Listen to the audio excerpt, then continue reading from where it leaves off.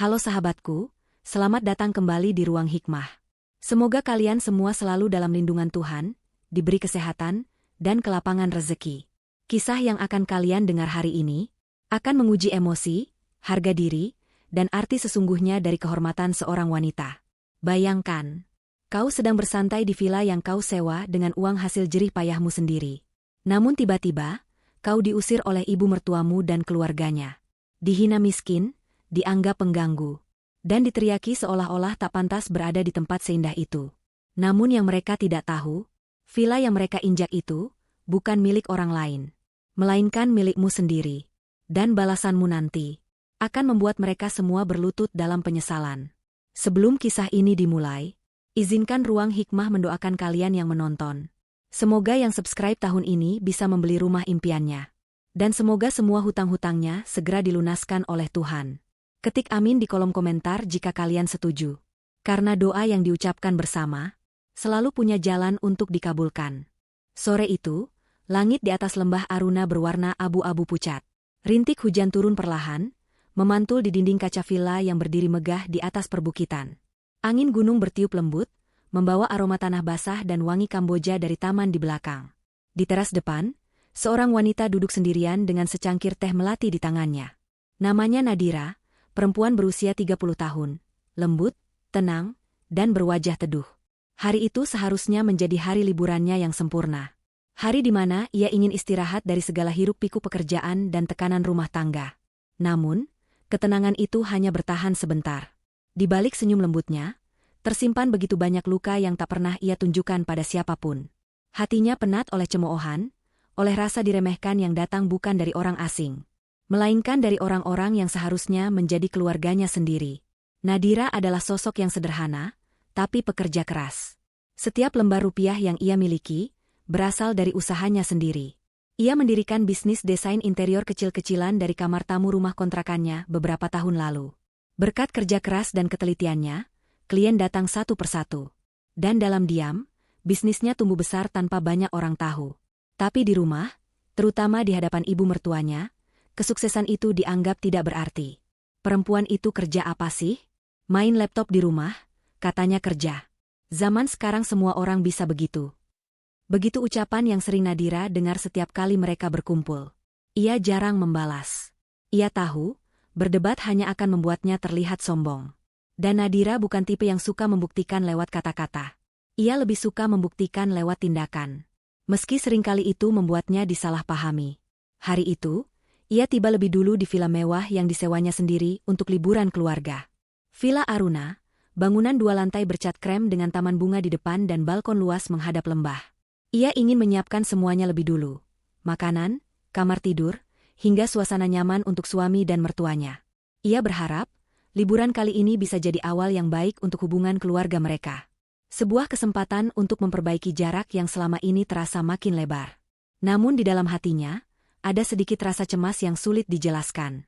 Ia menatap ponselnya berulang kali. Pesan terakhir dari suaminya, Raffi, hanya singkat. Sebentar lagi kami sampai. Kata, kami, itu membuat dadanya sedikit sesak. Karena, kami, berarti bukan hanya Raffi yang datang. Tapi juga ibunya, Bu Ratna, dan adik iparnya, Laras. 2 orang yang selalu membuat Nadira merasa kecil, meski ia sudah berusaha sebaik mungkin. Ia menarik napas panjang, menenangkan diri. Aku hanya ingin liburan damai, gumamnya lirih. Hujan makin deras, tapi Nadira justru berdiri di bawah teras, memandang jauh ke arah lembah. Ia suka hujan. Bagi Nadira, hujan selalu membawa ketenangan, seolah Tuhan sedang menepuk pundaknya dan berkata, sabar sebentar lagi, semua akan terbalas. Tak lama kemudian, suara deru mesin mobil terdengar dari kejauhan. Sebuah SUV hitam berhenti di depan villa. Nadira buru-buru mengeringkan tangannya dengan handuk kecil, menegakkan tubuh, lalu tersenyum menyambut mereka. Namun senyum itu perlahan memudar. Begitu pintu mobil terbuka, suara yang keluar bukanlah sapaan hangat, melainkan nada tinggi penuh sindiran. Loh, kamu udah di sini duluan, Dir? Hebat ya, bisa liburan di tempat semahal ini. Pasti pakai uang Raffi, kan? Itu suara Laras, adik iparnya, yang keluar sambil memainkan rambut panjangnya dengan gaya angkuh. Bu Ratna mengikuti di belakang, langkahnya pelan tapi penuh wibawa palsu. Ia memandangi villa dari ujung ke ujung, lalu mengangguk kecil. Lumayan, katanya datar. Tapi terlalu berlebihan untuk ukuran menantu yang kerjaannya cuma ngadep laptop. Raffi berjalan di belakang mereka, membawa koper. Wajahnya canggung, setengah tersenyum, setengah takut. Sudahlah, Bu, jangan mulai dulu. Nadira sudah nyiapin semuanya. Tapi Bu Ratna hanya melirik dingin. Ya, tahu. Cuma agak heran aja, kok bisa-bisanya perempuan sepertinya sewa tempat begini. Nadira menelan ludah, lalu berusaha tenang. Ini hasil kerja saya sendiri, Bu. Saya ingin semua nyaman selama di sini. Namun jawaban itu justru membuat Laras tertawa pelan. Hasil kerja sendiri katanya. Padahal minta suami, ya, Mbak. Kata-kata itu seperti duri yang menancap dalam. Tapi Nadira tetap tersenyum. Ia menunduk, mempersilakan mereka masuk. Meski hatinya mulai retak sedikit demi sedikit. Ia tahu, badai belum berakhir. Hujan di luar hanyalah pertanda dari hujan yang lebih deras. Yang sebentar lagi akan mengguyur hatinya sendiri. Dan tanpa mereka sadari, perempuan yang mereka hina di depan villa mewah itu, sebenarnya memiliki kekuatan yang jauh di luar dugaan. Ia hanya menunggu waktu yang tepat untuk membuat dunia tahu siapa sebenarnya yang paling miskin di antara mereka. Pagi di lembah Aruna selalu indah. Udara segar menyelinap lewat jendela besar villa, membawa aroma tanah lembab dan daun pinus yang baru tersentuh embun. Di dapur, Nadira sedang menyiapkan sarapan, roti panggang, omelet, dan kopi hitam kesukaan Raffi. Ia ingin memulai hari dengan suasana damai. Meski hatinya masih menyimpan sisa sakit dari malam sebelumnya, ia tetap memilih berbuat baik. Ia menata meja makan dengan penuh perhatian. Piring porselen putih, sendok berkilau, bunga mawar kecil di tengah meja. Setiap detail ia pikirkan. Ia ingin liburan ini berjalan tenang, bahkan jika dirinya harus kembali menelan hinaan yang sama. Dalam diam, Nadira selalu percaya. Tuhan tidak pernah tidur. Kebaikan, sekecil apapun, pasti akan menemukan jalannya untuk kembali. Namun harapan itu hancur tak sampai setengah jam kemudian. Dari ruang tamu, terdengar suara langkah tergesa dan bentakan kecil. "Dir, ini villa kamu sewa pakai apa sih?" Suara Bu Ratna memanggil dengan nada tak enak. Nadira keluar dari dapur dengan senyum lembut. "Kenapa, Bu? Ada yang salah?" Bu Ratna berdiri di dekat jendela besar, menatap ke arah taman. Ia memegang brosur bertuliskan Aruna Hills Resort. "Ini tempat bukan untuk sembarang orang," katanya tajam. "Lihat harga sewanya. 1 malamnya belasan juta. Kamu pikir kamu siapa? Bisa-bisanya ngeluarin uang segitu?" Nadira menunduk sopan. "Semua sudah saya bayar, Bu. Saya ingin keluarga liburan dengan tenang, tanpa mikirin apa-apa." Laras menyeringai di sofa, memainkan ponselnya. "Pasti minta dari Mas Raffi, kan? Duh, dasar perempuan sok mandiri tapi ujung-ujungnya numpang juga." Kali ini Nadira terdiam. Bukan karena kalah, tapi karena tahu, tidak semua orang pantas dijelaskan. Namun Bu Ratna tidak berhenti. Ia berjalan mendekat, matanya menyapu tubuh menantunya dari atas ke bawah. "Baju kamu sederhana banget. Sepatu juga murah. Dari mana bisa afford villa segini? Jangan-jangan." Ia berhenti, pura-pura menahan kata-kata, tapi senyumnya sinis. "Ada laki-laki lain yang bayarin, ya?" Udara tiba-tiba terasa membeku. Raffi yang sejak tadi diam, menatap ibunya dengan wajah pucat. "Ibu, jangan asal ngomong begitu." Tapi Bu Ratna mengangkat tangan, menatapnya dengan dingin. "Kamu diam, Raffi. Aku cuma ngomong yang masuk akal." Nadira menatap ke bawah. Dadanya sesak. Air mata mulai menggenang, tapi ia menahannya sekuat tenaga. Ia tidak ingin mereka melihatnya lemah. Ia hanya berbisik lirih. "Tidak semua yang diam itu kalah, Bu. Kadang, yang diam hanya sedang menunggu waktu Tuhan bekerja." Ucapan itu membuat Laras mendengus. "Ih, gaya banget. Kayak di sinetron." Ia tertawa keras, lalu mengambil sepotong roti dari meja, menggigitnya tanpa izin. Tapi enak juga sih. Pantesan orang miskin pengin gaya hidup orang kaya." Bu Ratna menepuk bahu adiknya. "Sudahlah, Laras. Biarkan saja. Nanti juga ketahuan siapa dia sebenarnya." Ia lalu berjalan ke arah pintu kamar utama. "Kami akan pakai kamar ini. Kamu cari kamar lain saja. Ini kan villa buat keluarga kami, bukan buat orang luar." Nadira tercekat. Kamar itu seharusnya untuk Bu Ratna memang, tapi nadanya begitu merendahkan. Raffi hanya menatap tanpa suara. Ia tahu ibunya sudah kelewatan, tapi seperti biasa, tak berani melawan. Malamnya, suasana semakin tegang. Bu Ratna mengundang beberapa teman lamanya dari kota untuk datang ke villa. Mereka makan malam bersama di halaman belakang, dengan lampu gantung berkelap-kelip di atas meja. Semua berjalan baik sampai seseorang bertanya dengan nada heran. Bu Ratna, menantunya kerja di mana sih? Kok bisa sewa tempat begini? Pertanyaan itu seolah menjadi bahan bakar baru. Bu Ratna tertawa keras. Ah, dia itu cuma freelancer. Kerjaannya main laptop di rumah. Entah proyek dari mana. Kadang gak jelas juga. Tawa para tamu pun pecah. Satu persatu ikut mengomentari, menganggap Nadira hanyalah ibu rumah tangga yang beruntung. Dan di tengah tawa itu, Nadira datang membawa nampan berisi minuman. Semua langsung terdiam sesaat. Ia berdiri di sana, dengan wajah tetap tenang meski matanya memerah. Silakan, Bu. Ini jus segar untuk ibu dan tamu-tamu. Bu Ratna menerima gelas itu dengan wajah datar. Terima kasih pelayan, ucapnya pelan tapi cukup keras untuk membuat semua orang mendengar. Beberapa orang terkejut. Raffi langsung menunduk. Malu, tapi Nadira hanya tersenyum kecil. Ia tidak membalas. Tidak dengan kata, tidak dengan marah.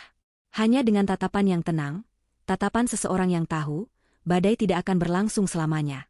Setelah pesta selesai dan tamu-tamu pulang, Nadira masuk ke kamarnya. Ia menatap pantulan wajahnya di cermin. Kenapa aku masih berharap mereka akan berubah? Gumamnya pelan. Ia menutup mata, menarik napas dalam-dalam. Hatinya penuh luka, tapi juga penuh kesadaran. Mungkin, ini bukan tentang menunggu mereka sadar. Mungkin ini tentang saatnya ia sendiri yang bangkit. Tapi malam itu, Tuhan seolah ingin menguji kesabarannya lebih dalam. Ketika ia hendak tidur, pintu kamarnya diketuk keras. Bu Ratna berdiri di sana dengan wajah merah padam. Keluar kamu dari kamar ini sekarang juga. Nadira terkejut. Ada apa, Bu? Bu Ratna menunjuk wajahnya. Kamu bikin malu saya di depan tamu. Mereka kira kamu pelayan. Sudah, keluar. Tidur di ruang tamu saja. Raffi berdiri di belakang ibunya, tapi tak bergerak. Laras menatap dengan senyum kecil penuh kemenangan. Nadira menatap mereka semua satu persatu, lalu berkata pelan.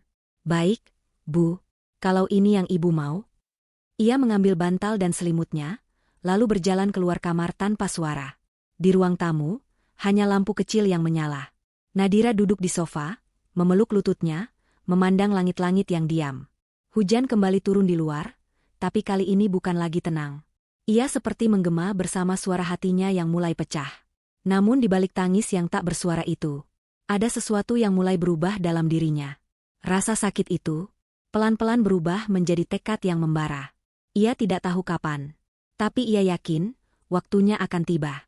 Dan ketika saat itu datang, semua yang merendahkannya hari ini, akan menyesal telah menganggapnya kecil. Malam di Villa Aruna tampak indah dari luar. Lampu taman berkelip lembut di antara pepohonan pinus, dan suara serangga malam seperti musik alam yang menenangkan. Namun di dalam rumah, keindahan itu berubah menjadi luka yang sunyi. Nadira duduk di ujung sofa ruang tamu, berselimut tipis. Hujan baru saja berhenti, tapi udara masih dingin, dan hatinya jauh lebih dingin dari cuaca di luar. Ia memeluk lututnya, mencoba tidur, tapi setiap kali matanya terpejam, suara Bu Ratna dan Laras kembali menggema di kepalanya. Suara tawa mereka, ejekan mereka, kalimat yang menusuk tajam seperti belati. Ia sudah berusaha sabar. Sudah berusaha diam. Tapi malam itu, Tuhan seolah sedang menguji batas kesabarannya sebagai seorang istri, seorang menantu, sekaligus seorang perempuan yang selama ini memilih untuk mengalah.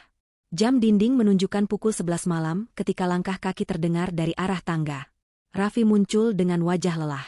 Ia menatap Nadira sejenak, lalu duduk di kursi seberang. Kamu belum tidur? Nadira tersenyum tipis. Belum bisa. Raffi menunduk. Maaf ya, soal ibu tadi, aku nggak bisa ngapa-ngapain. Nadira menatapnya lama. Mas, aku cuma ingin tahu satu hal. Sampai kapan kamu mau diam? Raffi tertegun. Nadira melanjutkan dengan suara lembut, tapi matanya tajam menahan luka. Aku ini istrimu, Mas. Aku bukan musuh. Tapi setiap kali mereka menghina aku, kamu malah pura-pura nggak dengar. Apa aku pantas diperlakukan seperti ini di rumah tanggamu sendiri? Raffi menarik napas berat. Dir, kamu tahu kan ibu itu keras kepala. Aku cuma nggak mau memperkeruh suasana. Suasana? Nadira tersenyum getir. Suasana apa, Mas?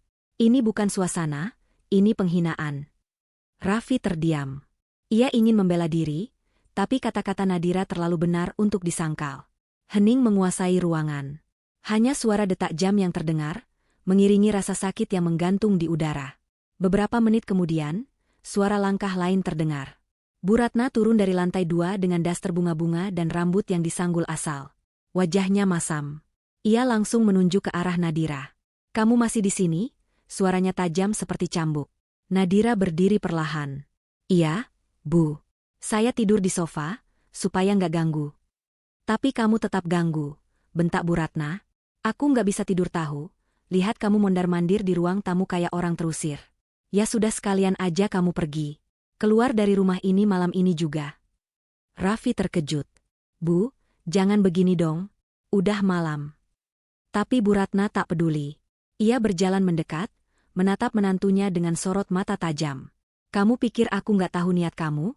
Sengaja sewa villa mewah ini biar kelihatan hebat di depan keluarga Raffi? Biaya hidup dari mana? Dari hasil main cantik di belakang suami, ya?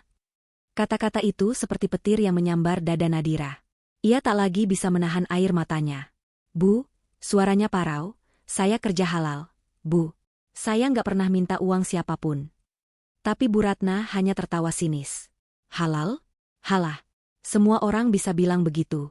Tapi nggak semua bisa buktiin. Laras yang sejak tadi berdiri di tangga ikut menimpali. Udahlah, Bu. Suruh aja dia keluar. Malam ini pasti masih ada penginapan lain yang mau nampung. Atau numpang aja di pos satpam, biar sekalian sadar diri. Raffi berusaha menahan amarah. Laras, cukup. Namun Bu Ratna malah menatap putranya tajam. Kamu mau bela dia, Raffi? Perempuan yang gak tahu malu ini. Raffi bungkam. Dan saat itulah Nadira tahu, tak ada lagi yang akan membelanya malam itu. Ia mengusap air matanya, menegakkan tubuh, dan berkata pelan. Baik, Bu. Kalau Ibu ingin saya pergi, saya akan pergi. Ia mengambil tas kecil berisi dompet, ponsel, dan jaket tipis. Raffi mencoba menahan, tapi Nadira hanya menatapnya dengan mata yang sudah tidak lagi lembut, tapi tenang. Mas, tenang saja. Aku nggak akan lari kemana-mana. Aku cuma nggak mau tinggal di tempat yang menolak keberadaanku. Ia melangkah menuju pintu. Langit malam masih basah sisa hujan, udara dingin menusuk kulit. Bu Ratna berdiri di ambang pintu dengan tangan di pinggang. Bagus. Sekalian bawa kopermu, ya? Jangan balik lagi ke sini sebelum kamu sadar diri. Nadira berhenti sejenak, lalu menoleh. Wajahnya pucat diterpa cahaya lampu teras, tapi sorot matanya tajam. Baik, Bu, katanya tenang. Tapi jangan salahkan saya kalau nanti Tuhan menunjukkan siapa sebenarnya yang pantas dipermalukan. Lalu ia melangkah pergi di bawah langit yang gelap. Satu-satunya suara yang terdengar hanyalah deri koper yang ditarik di jalan berbatu, bercampur dengan isak tangis yang berusaha ia sembunyikan. Ia berjalan tanpa arah. Villa-villa mewah di sekitarnya terlihat sunyi. Udara dingin menusuk, tapi hati Nadira lebih dingin dari apapun malam itu. Ia berhenti di tepi jalan, di bawah pohon flamboyan yang basah oleh embun. Di sana, ia menatap ponselnya lama. Tangan gemetar, bukan karena takut, tapi karena sebuah keputusan besar baru saja terbentuk dalam hatinya. Ia menekan satu nama di daftar kontak, Dimas, asisten pribadi. Suara di seberang menjawab cepat, sopan. Selamat malam, Bu Nadira. Ada yang bisa saya bantu? Nadira menarik napas panjang, lalu berkata pelan tapi tegas. Siapkan Mahameru Suite untuk saya malam ini. Dan tolong catat, semua tamu atas nama Raffi dan Bu Ratna, ubah statusnya ke non-prioritas. Saya ingin mereka belajar arti kesopanan. Baik, Bu. Akan segera saya urus.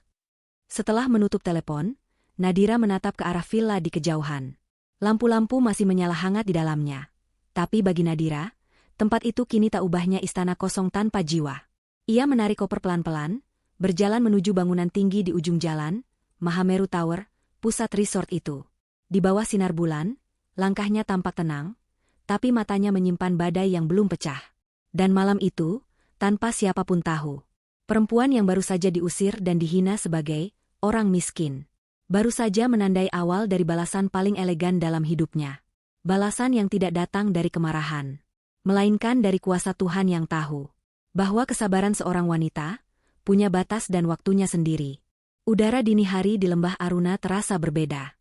Awan tipis menggantung rendah, menutupi puncak bukit, dan suara gemericik air dari kolam hias di taman terdengar menenangkan. Namun di dalam Mahameru Suite, kamar termewah di kompleks resort itu, suasana justru dipenuhi aroma keanggunan yang tenang sekaligus tegas. Tirai setengah terbuka, memperlihatkan siluet seorang wanita berdiri di depan jendela kaca besar. Dialah Nadira, dalam balutan piyama satin berwarna krem lembut, rambutnya terurai rapi di bahu.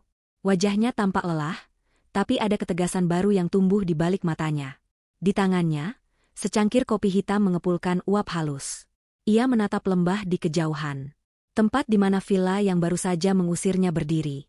Tempat ia telah dicaci, diremehkan, dan dihinakan tanpa ampun. Namun kini, posisinya berbeda. Dalam satu malam, semua berubah. Ia bukan lagi tamu yang dianggap numpang, melainkan pemilik sah dari seluruh resort Aruna Lembah. Termasuk villa tempat mertuanya beristirahat dengan sombong. Perempuan itu menyesap kopinya perlahan, lalu meletakkan cangkir di meja marmer. Ia membuka laptopnya, menatap laporan keuangan dan data reservasi. Semuanya tersusun rapi di hadapannya. Ia tersenyum kecil, bukan karena ingin membalas dendam, tapi karena akhirnya ia sadar. Tuhan memang tak pernah tidur. Ketika seseorang merendahkanmu di tempat milikmu sendiri, Tuhan kadang membiarkanmu diam. Agar kelak, saat waktunya tiba, kau tak perlu membuktikan apapun, cukup hadir, dan kebenaran berbicara sendiri. Sementara itu, di villa bawah, Bu Ratna baru terbangun. Wajahnya sumringah setelah semalam merasa menang. Ia berjalan ke dapur sambil memanggil-manggil Nadira. Nadira, mana kopi pagiku? Namun tak ada jawaban. Laras muncul dari kamar, menguap lebar. Udah pergi kali, Bu. Orang kemarin diusir. Bu Ratna tertawa kecil. Baguslah. Akhirnya tahu diri juga.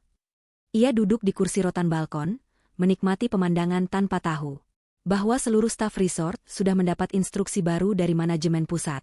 Instruksi yang berasal langsung dari pemilik utama, Nadira Santoso.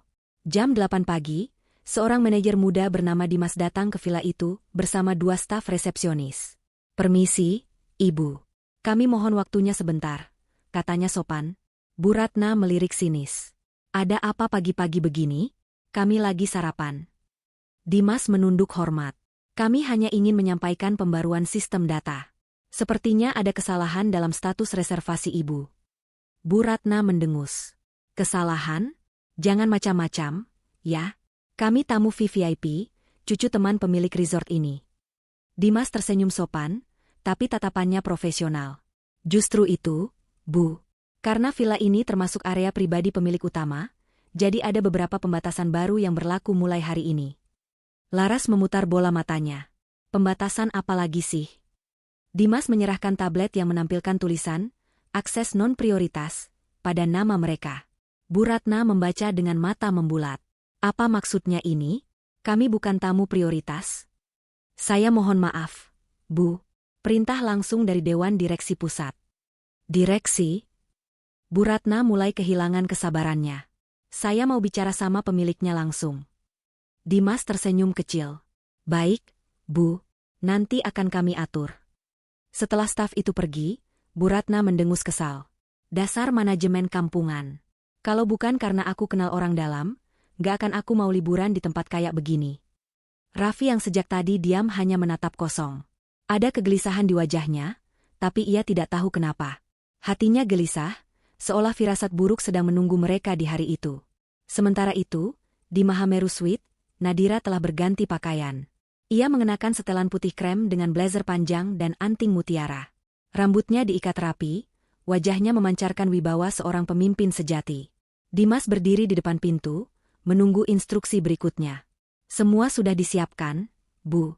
Tim dokumentasi dan kepala divisi operasional siap menerima tamu dari Tirtayasa Group sore nanti. Bagus, jawab Nadira pelan. Dan untuk tamu di Villa Aruna 3. Dimas menatap sejenak, lalu berkata dengan nada profesional.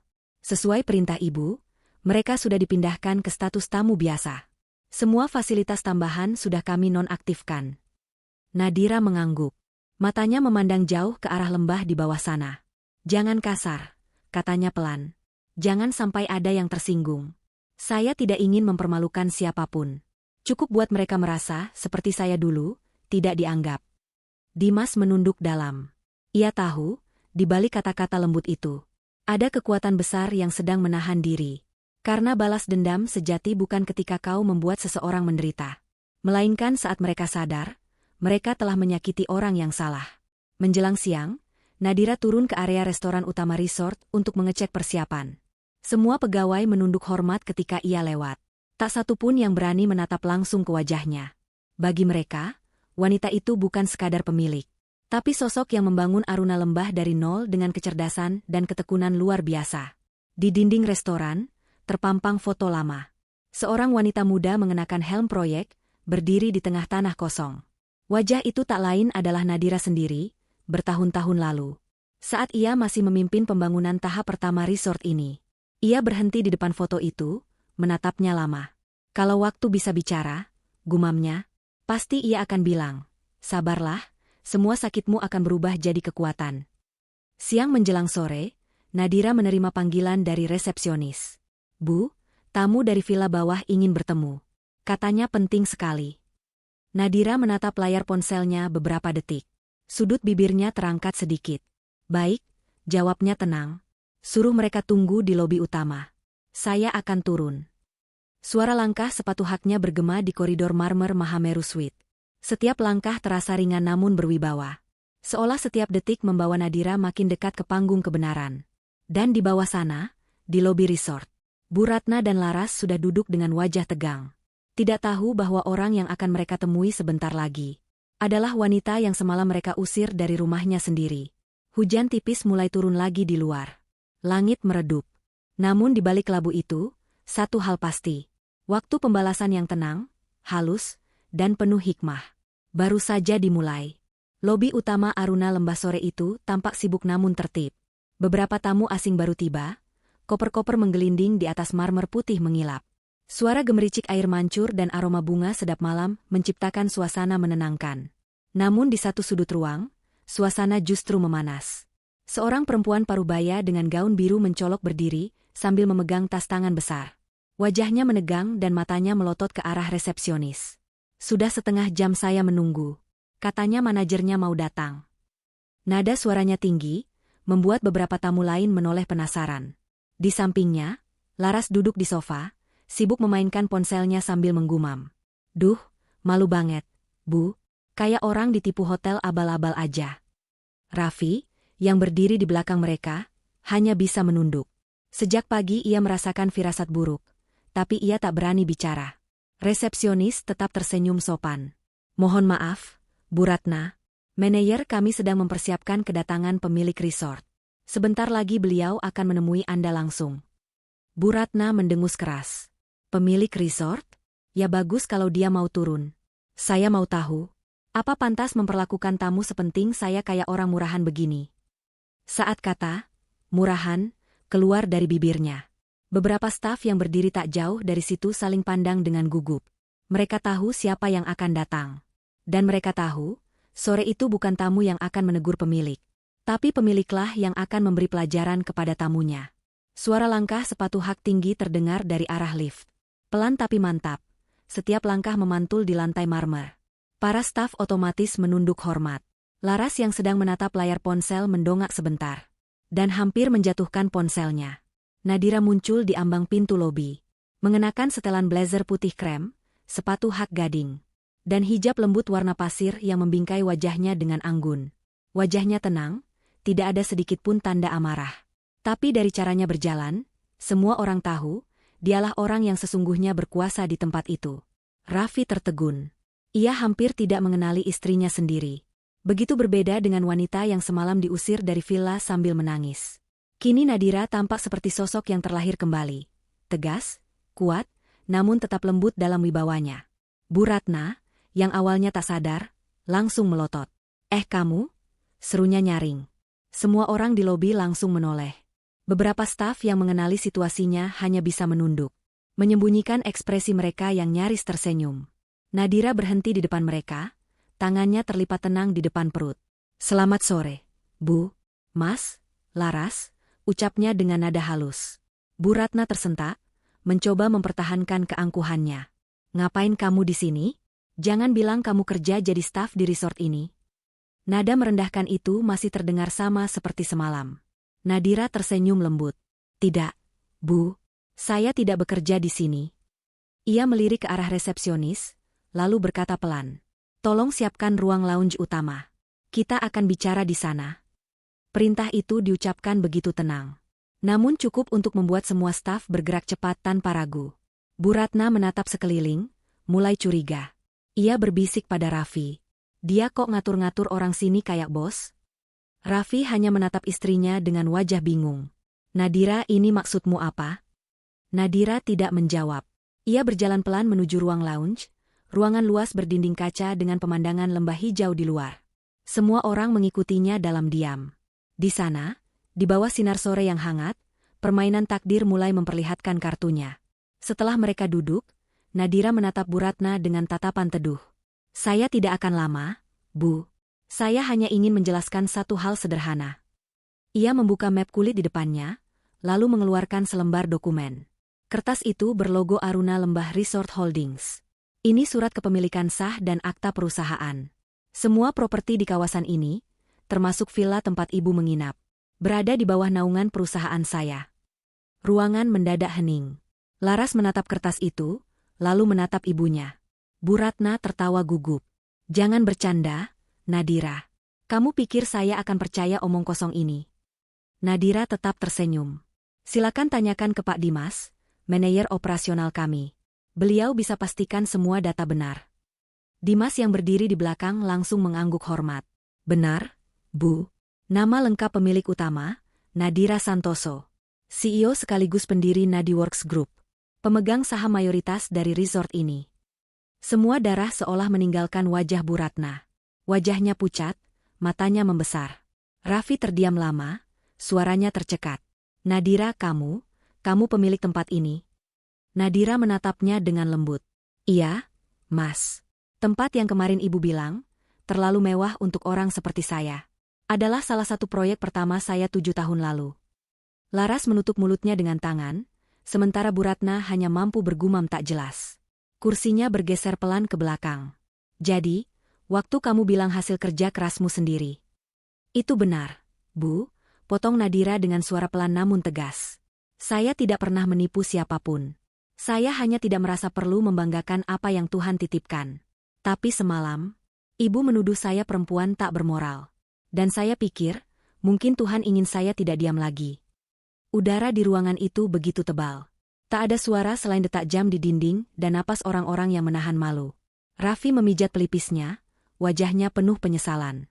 Sementara Bu Ratna, untuk pertama kalinya dalam hidupnya, tidak bisa berkata apa-apa. Mulutnya terbuka, tapi tak satu pun kata keluar. Nadira berdiri perlahan, merapikan blazernya. Ia menatap Bu Ratna yang kini menunduk. "Bu, saya tidak marah. Saya hanya ingin Ibu tahu, kadang orang yang paling diam, bukan karena mereka lemah, tapi karena mereka cukup kuat untuk tidak membalas dengan kata-kata." Ia melangkah pergi, meninggalkan mereka bertiga dalam keheningan memalukan.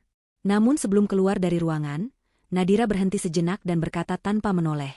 "Oh ya, Bu, untuk sisa tagihan villa dan fasilitas VVIP semalam, akan saya anggap lunas. Bukan karena Ibu pantas mendapatkannya, tapi karena saya ingin menutup lembaran ini dengan tenang." Ia tersenyum kecil, lalu berjalan keluar dengan langkah ringan. Sinar matahari sore jatuh di wajahnya, memantulkan kilau lembut di matanya yang damai. Sementara di belakangnya, 3 orang yang pernah menghina dan mengusirnya hanya bisa duduk dalam diam, diselimuti rasa malu dan penyesalan yang tak bisa mereka sembunyikan lagi. Dan di kejauhan, langit mulai berubah jingga keemasan.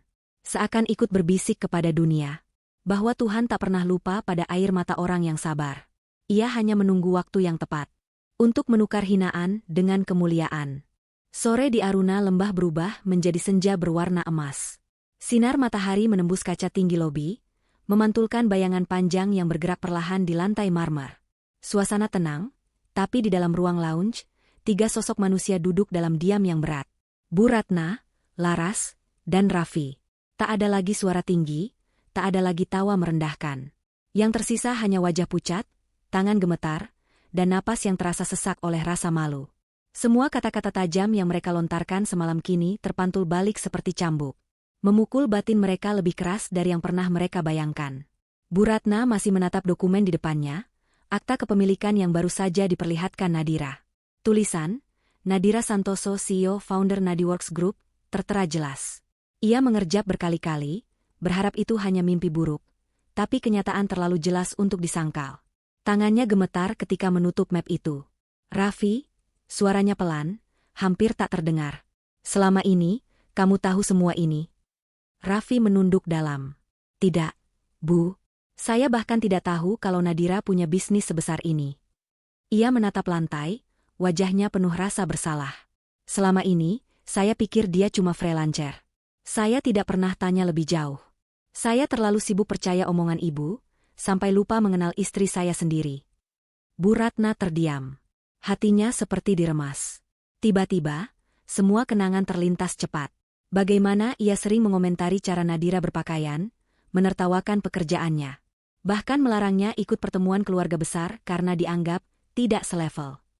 Semua kebanggaan yang selama ini ia peluk, terasa hancur begitu saja. Dan untuk pertama kalinya dalam hidupnya, Bu Ratna merasakan sesuatu yang jarang ia rasakan, penyesalan. Sementara itu, Nadira telah kembali ke Mahameru Suite. Ia berdiri di balkon, membiarkan angin sore mengibaskan tirai. Di bawah sana, lampu-lampu kecil mulai menyala di sepanjang jalan setapak resort. Seperti bintang-bintang yang menuntun langkah malam. Namun di dalam hatinya, tidak ada kepuasan. Tidak ada kebahagiaan karena telah membuktikan sesuatu. Yang ada justru perasaan hampa. Balasan memang datang, tapi tidak selalu membawa rasa senang. Karena kemenangan yang lahir dari luka, seringkali terasa pahit di ujungnya. Ponselnya berdering. Nama Raffi muncul di layar. Ia menatap sejenak, lalu menjawab dengan suara lembut. Iya, Mas. Suara di seberang terdengar berat. Dear, Ibu mau bicara. Boleh kami datang ke kamar kamu? Nadira terdiam sejenak, lalu menjawab. Boleh. Tapi jangan di kamar. Saya tunggu di taman bawah, dekat kolam. Beberapa menit kemudian, langkah-langkah pelan terdengar di jalan setapak berbatu. Bu Ratna datang dengan kepala tertunduk, diikuti Raffi dan Laras. Wajahnya tanpa riasan, matanya bengkak seperti habis menangis. Nadira berdiri dari kursinya, menyambut mereka dengan tenang.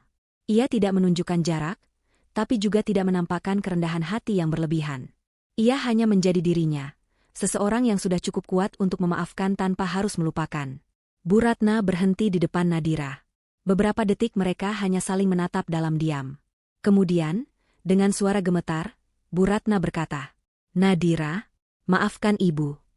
Suara itu serak, tapi tulus. Ibu, sudah terlalu sombong. Ibu pikir dunia ini bisa diukur dari harta, dari nama besar keluarga. Ibu lupa bahwa orang yang paling diam kadang justru yang paling tinggi derajatnya di mata Tuhan. Nadira tertegun. Ia tidak menyangka kalimat itu akan keluar dari mulut wanita yang selama ini selalu menatapnya dari atas. Bu Ratna menunduk lebih dalam. Aku malu, Nadira. Malu pada diriku sendiri. Air mata menetes di pipinya, jatuh di tanah lembut taman itu. Laras yang berdiri di belakang juga mulai menangis pelan. Aku juga minta maaf, Mbak.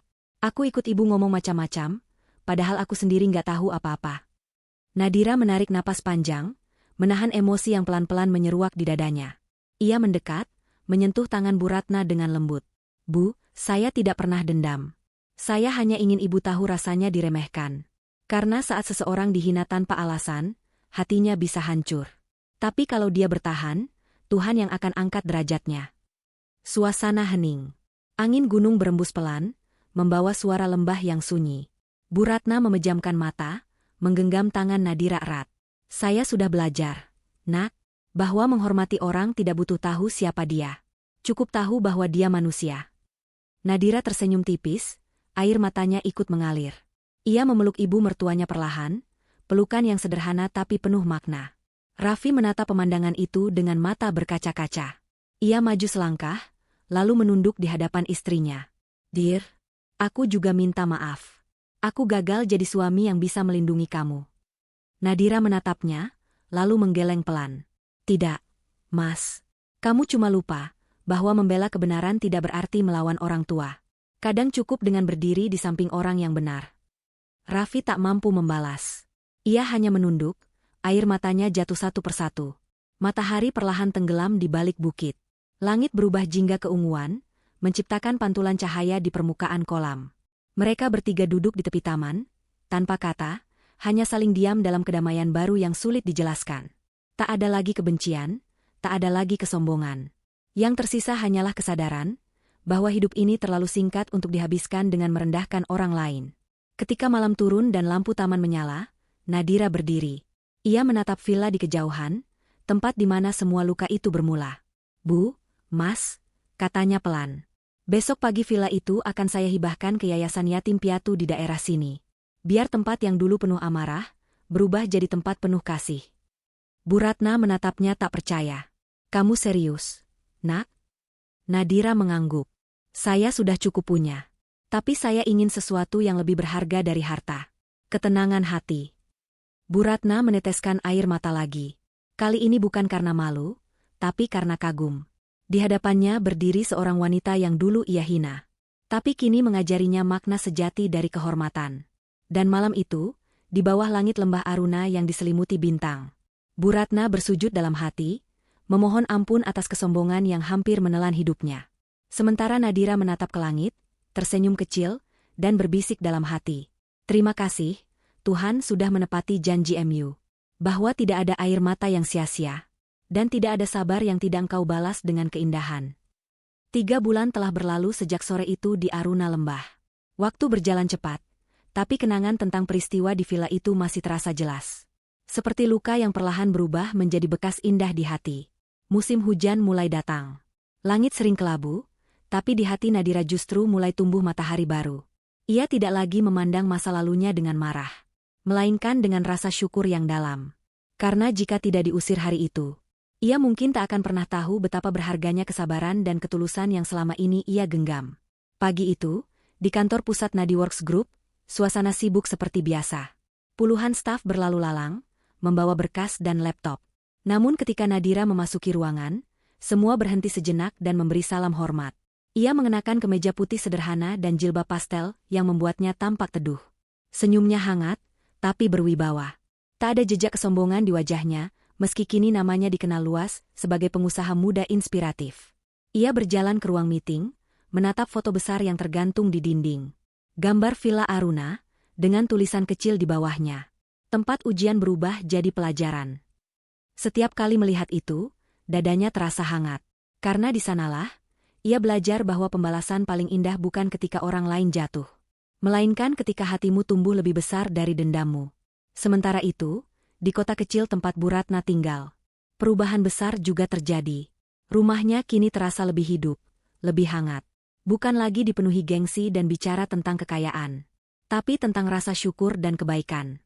Ia sering terlihat duduk di teras sambil membaca Al-Quran, atau mengajar anak-anak tetangga mengaji sore hari. Tetangga yang dulu mengenalnya sebagai wanita keras dan tinggi hati, kini memanggilnya Bu Ratna yang lembut. Kadang, ia berhenti membaca, menatap langit, lalu tersenyum sendiri. Ia teringat wajah Nadira, menantunya yang dulu ia anggap tidak pantas. Tapi justru menjadi guru kehidupan yang paling berharga. Di ruang tamu, di antara pajangan keluarga, terdapat satu bingkai kecil berisi foto Bu Ratna dan Nadira sedang memeluk di Taman Aruna.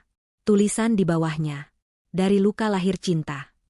Laras pun berubah. Gadis muda yang dulu sinis kini mulai belajar kerja sungguh-sungguh. Atas bantuan Nadira, ia diterima magang di salah satu cabang Nadiworks di Jakarta. Di sana, ia melihat bagaimana kebaikan bisa jadi fondasi sebuah perusahaan besar. Ia belajar bahwa kekuatan bukan berasal dari jabatan, melainkan dari empati dan cara memperlakukan orang lain. Beberapa kali ia menulis surat kepada Nadira, berisi ucapan terima kasih karena diberi kesempatan memulai dari awal. Dalam salah satu suratnya, Laras menulis, "Mbak, dulu aku pikir orang sabar itu lemah. Tapi ternyata, orang sabar justru yang paling kuat. Karena mereka bisa menahan diri untuk tidak membalas kejahatan dengan kejahatan." Dan Raffi, suami yang dulu diam di antara dua sisi, Akhirnya belajar arti sebenarnya dari menjadi pelindung. Ia berhenti bekerja di perusahaan keluarganya dan memilih bergabung di bawah bimbingan Nadira. Bukan karena ingin menumpang sukses, tapi karena ia sadar, ia ingin belajar menjadi laki-laki yang bisa berdiri sejajar dengan istrinya. Ia datang ke kantor setiap pagi dengan semangat baru. Dan setiap kali melihat Nadira, matanya selalu penuh hormat. Suatu sore, saat hujan rintik di luar, Raffi mengetuk pintu ruang kerja Nadira. "Izin masuk." Nadira menoleh dan tersenyum. "Masuk, Mas." Raffi duduk di depan meja, menatap istrinya lama. "Aku masih suka terbayang malam waktu kamu diusir dari villa itu. Sampai sekarang aku nggak habis pikir kenapa kamu bisa setenang itu menghadapi semua hinaan." Nadira meletakkan penanya, lalu berkata pelan. "Karena aku tahu, Mas, kalau aku marah, aku cuma jadi sama seperti mereka. Tapi kalau aku sabar, Tuhan yang akan bicara untukku." Raffi terdiam. Ia menatap wajah istrinya yang lembut, lalu tersenyum penuh kagum. "Terima kasih, Dir. Karena kamu, aku tahu, rumah tangga bukan tentang siapa yang lebih kuat, tapi siapa yang lebih bijak." Mereka saling menatap, lalu tertawa kecil. Hujan di luar menambah hangat suasana, seolah alam pun ikut mengucap syukur atas kedamaian yang kini kembali. Beberapa minggu kemudian, Nadira bersama keluarganya kembali ke Aruna Lembah. Bukan untuk liburan, tapi untuk menghadiri peresmian yayasan yang baru dibentuk. Yayasan Cahaya Aruna, rumah singgah bagi anak yatim dan korban kekerasan domestik. Villa tempat dulu ia diusir, kini direnovasi menjadi ruang belajar dan asrama anak-anak. Di dindingnya tergantung tulisan besar. "Dulu tempat ini menyaksikan air mata, kini biarlah ia menjadi tempat tawa." Saat peresmian dimulai, anak-anak berlari ke pelukan Nadira, memanggilnya Bunda Aruna. Bu Ratna berdiri di sampingnya, mengenakan kebaya sederhana. Matanya berkaca-kaca melihat senyum tulus anak-anak itu. Raffi menggenggam tangan ibunya, lalu berbisik, "Bu, terima kasih sudah mau datang." Bu Ratna mengangguk pelan. "Dulu ibu datang ke sini dengan kesombongan. Sekarang ibu datang dengan rasa syukur." Ketika acara selesai, Nadira berdiri di halaman depan. Langit senja menurunkan warna oranye lembut. Dan dari kejauhan, terdengar lantunan adzan maghrib bergema pelan dari surau kecil di bawah lembah. Ia menatap ke langit, lalu menutup mata. Merasakan angin sore menyentuh wajahnya seperti pelukan dari masa lalu yang sudah dimaafkan. Dalam hati, ia berdoa lirih. "Ya Tuhan, terima kasih sudah menuntunku melewati semua luka tanpa kehilangan kelembutan. Terima kasih sudah menunjukkan padaku bahwa membalas tidak selalu dengan amarah, tapi bisa juga dengan kasih, agar mereka belajar lewat keindahan MU." Di belakangnya, Bu Ratna menatap dengan mata lembab. Ia kini tahu, menantunya bukan sekadar wanita baik, tapi cerminan dari doa-doa yang dikabulkan Tuhan lewat cara yang tidak terduga. Dan begitulah, kisah yang dimulai dengan penghinaan, berakhir dengan pelukan dan pengampunan. Kisah tentang seorang wanita yang diusir dari tempat miliknya sendiri, namun memilih membalas bukan dengan kemarahan, melainkan dengan kebesaran hati. Karena pada akhirnya, Tuhan selalu berpihak pada yang sabar. Bukan karena mereka tidak mampu membalas, tapi karena mereka tahu, balasan terbaik datang dari tangannya, bukan dari dendam manusia. Senja telah usai. Langit di atas lembah Aruna perlahan berubah menjadi kanvas gelap bertabur bintang. Angin malam turun membawa kesejukan, menyapu lembut taman yang kini penuh tawa anak-anak panti. Dari kejauhan, villa yang dulu menjadi saksi penghinaan itu kini berdiri megah dalam kedamaian. Lampu-lampu gantung berkelip hangat. Dan di terasnya terdengar lantunan zikir lembut dari bibir anak-anak kecil yang bersiap tidur. Nadira duduk di bangku kayu, menatap pemandangan itu dengan mata berkaca. Raffi duduk di sampingnya, sementara Bu Ratna di seberang, sibuk membenahi selimut anak-anak yang baru saja selesai belajar mengaji. Pemandangan itu sederhana, tapi di balik kesederhanaan itu tersimpan makna yang luar biasa. Bahwa luka yang disembuhkan dengan kasih akan melahirkan keindahan yang tak dapat dibeli oleh apapun. Dulu, tempat ini penuh dengan amarah dan rasa sakit. Sekarang, setiap sudutnya menjadi tempat bersemainya cinta dan keikhlasan. Tidak ada lagi jerit penghinaan. Yang ada hanya tawa kecil yang tulus. Dan doa-doa lembut yang naik ke langit setiap malam. Nadira memejamkan mata, menghirup udara malam yang sejuk. Bayangan masa lalunya muncul sekelebat. Malam hujan ketika ia diusir. Suara bentakan Bu Ratna, tawa laras, wajah Raffi yang hanya diam. Semuanya pernah membuat hatinya nyaris hancur. Namun kini, Ketika ia mengingat itu semua, tak ada lagi amarah. Yang tersisa hanyalah rasa syukur. Karena tanpa kejadian itu, ia tak akan belajar bahwa cinta sejati bukan tentang membalas sakit, melainkan tentang mengubah sakit itu menjadi pelajaran yang menyembuhkan. Ia menatap langit, lalu berkata pelan, "Lucu ya, Mas? Tuhan kadang membiarkan kita jatuh bukan untuk mempermalukan, tapi untuk menunjukkan siapa sebenarnya yang akan mengangkat kita kembali." Raffi menatapnya dengan lembut. "Dan Tuhan memilih kamu, Dir. Karena kamu tidak pernah berhenti sabar." Nadira tersenyum. "Aku cuma percaya satu hal. Orang yang menghina kita, tidak sedang menjatuhkan kita. Mereka hanya sedang menguji seberapa tinggi kita mau berdiri setelah dijatuhkan." Malam itu, Bu Ratna mendekat, duduk di samping mereka berdua. Ia menatap Nadira lama, lalu berkata lirih, "Nak, dulu ibu sering berpikir kehormatan datang dari jabatan dan kekayaan. Tapi ternyata kehormatan sejati datang dari kerendahan hati. Kamu sudah ajarkan itu pada ibu, tanpa marah, tanpa kata kasar, hanya dengan ketulusan." Nadira menunduk, menggenggam tangan Bu Ratna. "Bu, saya juga belajar dari ibu. Kalau tidak karena ibu, saya tidak akan tahu cara menahan ego. Dan tidak akan tahu betapa berharganya diam ketika kita yakin Tuhan sedang bekerja." Hening beberapa saat. Hanya suara jangkrik yang terdengar di sela percakapan mereka.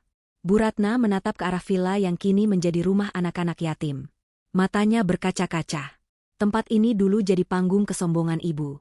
Tapi sekarang, setiap kali mendengar tawa mereka, ibu merasa seperti sedang menebus dosa masa lalu. Nadira menatap lembut. "Itu artinya ibu sudah menang, Bu. Karena orang yang berani mengakui kesalahannya, lebih mulia daripada mereka yang terus menyalahkan." Malam semakin larut, tapi suasana di taman itu tak terasa sunyi. Cahaya lampu pijar berkelip lembut di antara daun pinus. Dan aroma tanah basah setelah hujan menyelimuti udara. Beberapa anak panti datang menghampiri Nadira, menyerahkan secari kertas berisi tulisan tangan kecil. "Terima kasih, Bunda Aruna. Karena Bunda, kami punya tempat baru untuk belajar dan bermimpi." Nadira menahan tangisnya, memeluk anak-anak itu satu persatu. "Bunda tidak melakukan apa-apa, Nak. Semua ini karena Tuhan ingin menunjukkan bahwa kebaikan kecil yang kita tanam saat kita disakiti akan tumbuh menjadi pohon besar yang menaungi banyak orang." Raffi dan Bu Ratna berdiri di belakangnya, menyaksikan pemandangan itu dalam diam. Tak perlu kata, karena hati mereka sudah bicara.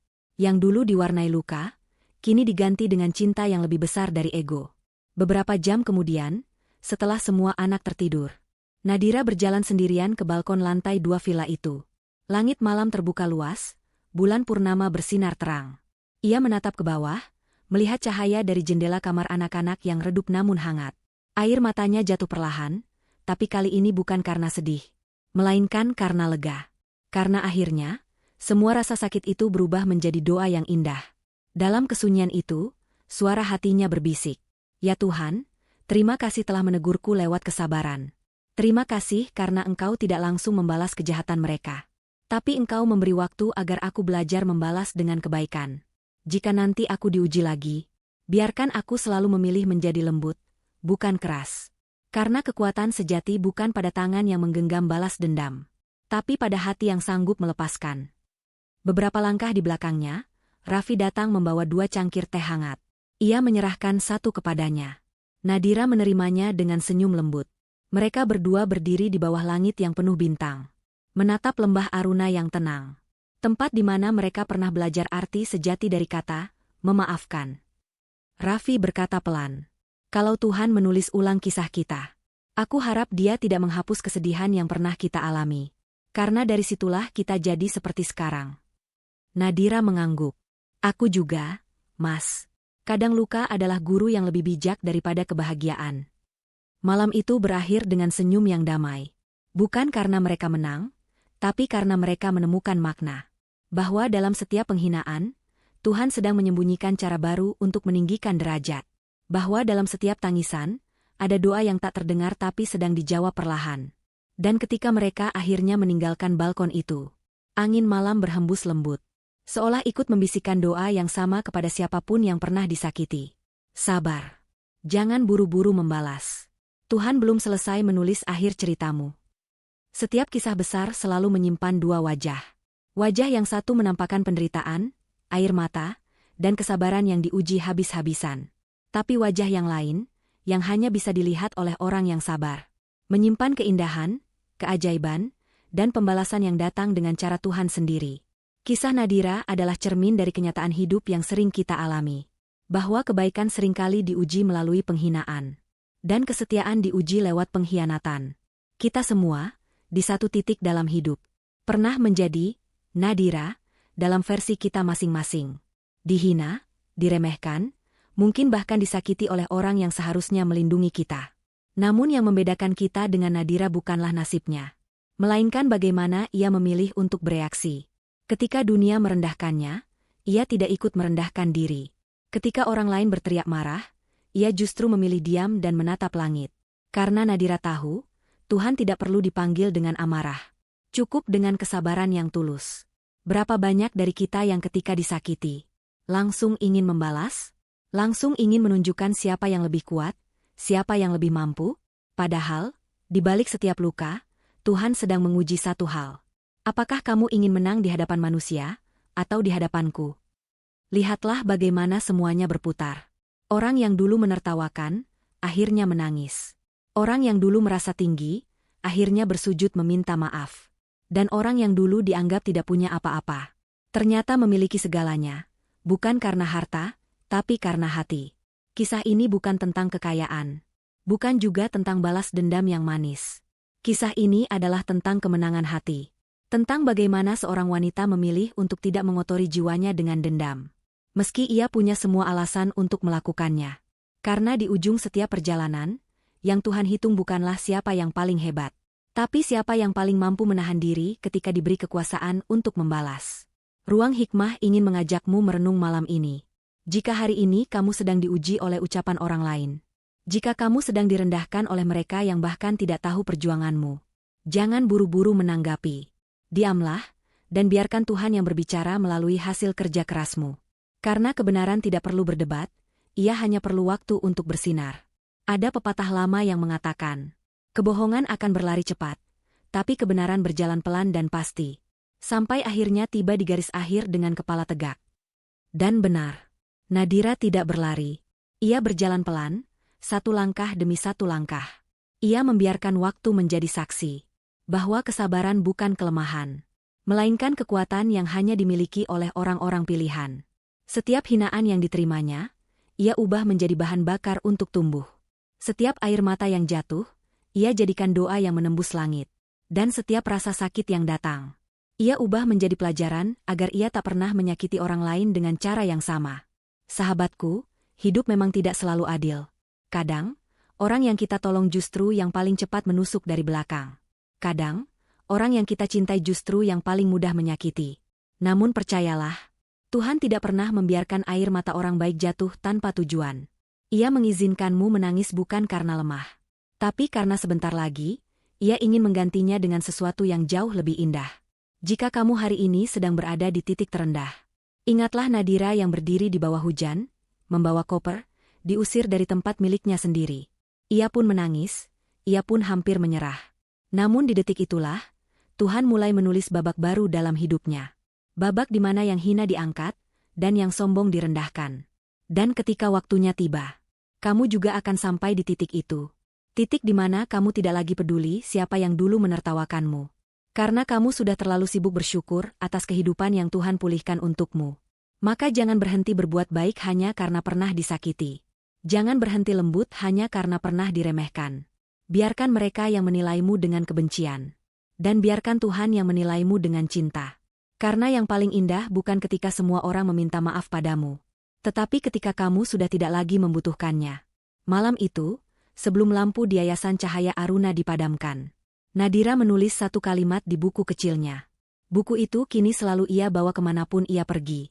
Di halaman terakhir, tertulis, "Aku pernah diusir dari rumahku sendiri. Tapi Tuhan menjadikanku pemilik tempat yang lebih besar.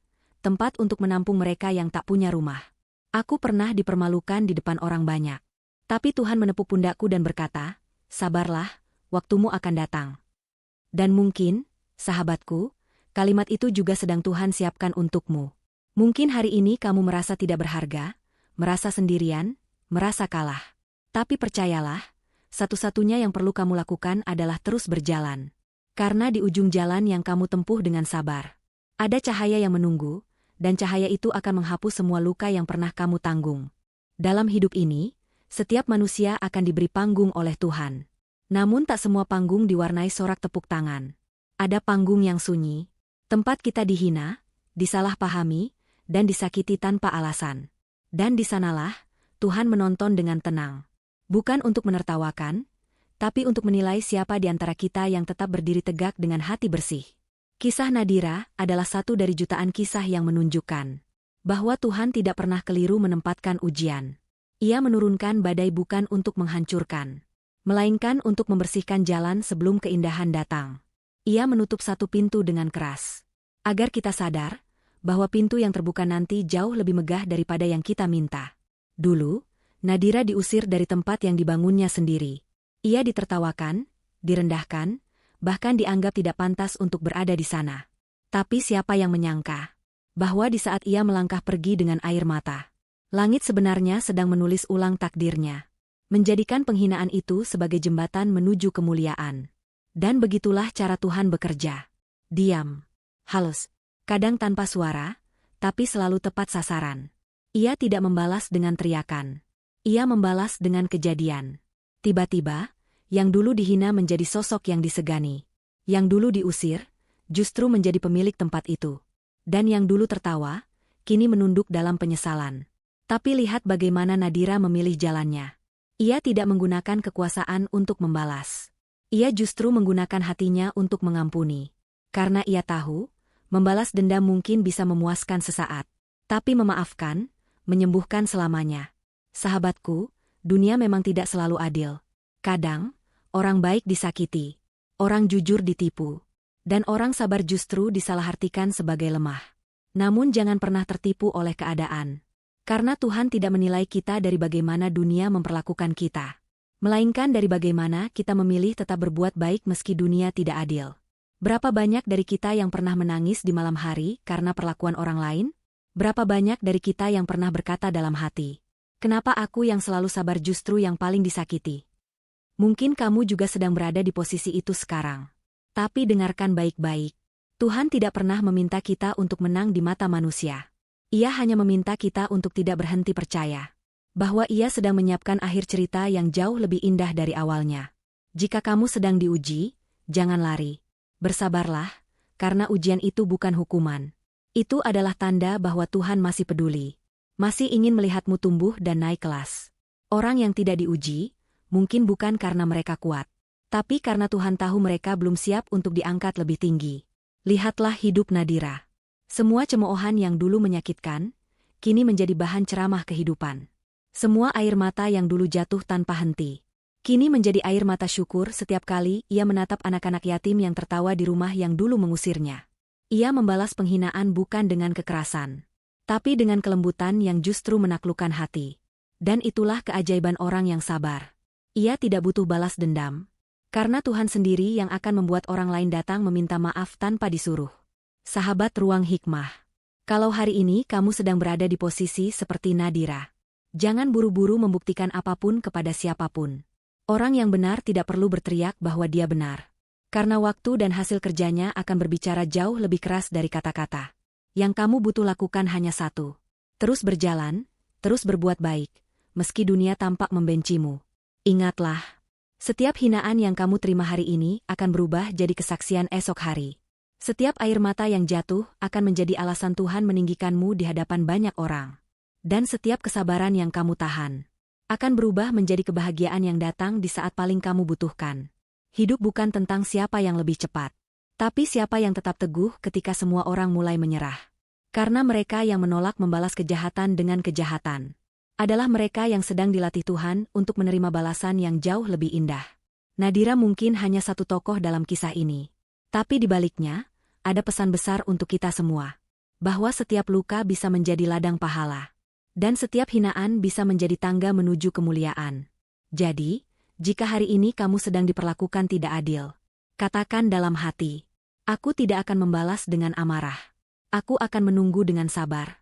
Karena aku tahu Tuhan sedang menyiapkan cara terbaik untuk membelaku." Dan percayalah, Ketika waktunya tiba, semua akan kembali pada tempatnya. Yang sombong akan belajar rendah hati. Yang menghina akan datang meminta maaf. Dan yang bersabar akan duduk dengan damai. Bukan karena menang, tapi karena sudah selesai. Penutup ruang hikmah. Sahabat, jangan takut dengan ujian. Karena Tuhan tidak akan pernah menuliskan cerita yang buruk untuk orang yang hatinya baik. Setiap luka yang kamu alami hanyalah halaman sementara sebelum kisah bahagiamu dimulai. Dan malam ini, Ruang Hikmah ingin berdoa untukmu. Semoga semua yang menonton video ini diberi kekuatan menghadapi ujian dengan sabar. Diberi rezeki yang cukup untuk menenangkan hati. Dilapangkan jalannya menuju kesuksesan. Dan dipertemukan dengan orang-orang yang tulus mencintai tanpa syarat. Tulis amin di kolom komentar, sahabatku. Jika kamu percaya bahwa Tuhan tidak pernah salah waktu. Karena setiap kejadian pahit dalam hidupmu. Bukan untuk menghancurkanmu. Tapi untuk menyiapkan versi terbaik dirimu yang belum kamu kenal.